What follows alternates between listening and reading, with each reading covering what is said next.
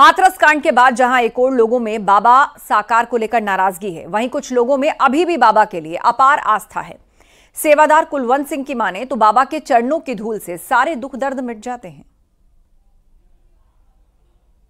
बातें हो रही बाबा को लेकर, बाबा भोले को लेकर कि चमत्कार करते हैं या उनकी वाणी में चमत्कार है, आखिर में है क्या? क्योंकि आप बहुत क्लोजली काम करते हैं, बाबा को सुना है, बाबा से मिले हैं, बाबा को देखा है, क्या हकीकत क्या है?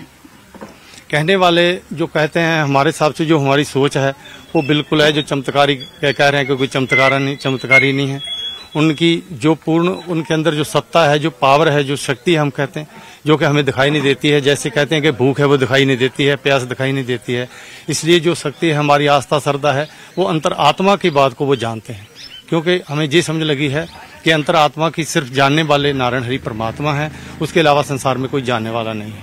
हमने बहुत जगह जगह पर देखा, ढोंग पखंड अंडम्बर था। यहाँ किसी तरह का भी ऐसा हमारे को ढोंग पखंड अंडम्बर अंधविश्वास, कोई चढ़ावा, कोई गुरु चेला, कोई पैर छूना, कोई जातिवाद का अमीर गरीब, किसी तरह का कोई भी नहीं लगा। इससे सबसे बड़ा ये हमें लगा है, कहीं ना कहीं जरूर किसी के रूप में दिया लिया जाता है। यहाँ इस तरह का कोई भी धन दौलत लेना देना किसी भी तरह का नहीं है।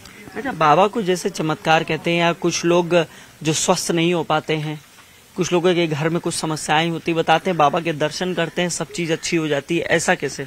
ऐसे ही है, उनके किसी की भी कोई दुख तकलीफ है, कोई आपदा है, भूत वादा है, तो कितनी बड़ी बड़ी बीमारियां हैं, उनके दर्शन करने से और उनकी वाणी सुनने से, और जहां पर हम खड़े हैं उनके परम धाम पे, यहाँ आने जाने से ही, यहाँ आओ और हाथ जोड़ करके शीश झुका दो।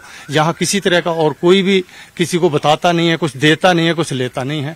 अपना भोजन लाते हैं, अपने आप जहाँ बैठ करके अपने आप ही चले जाते हैं। आपके भी जीवन में कभी कोई कष्ट रहा है जो ऐसा अनुभव रहा हो कि ये सही हो जाए, और यहाँ जब आप आए नारायण ट्रस्ट में वो ठीक हो गया? हमारे पत्नी को तकरीबन 10 सालों से एक ऐसी शरीर में पीड़ा चल रही थी, जिसके लिए हमें उनके बहुत विशेषज्ञों से भी उनको चेक करवाया।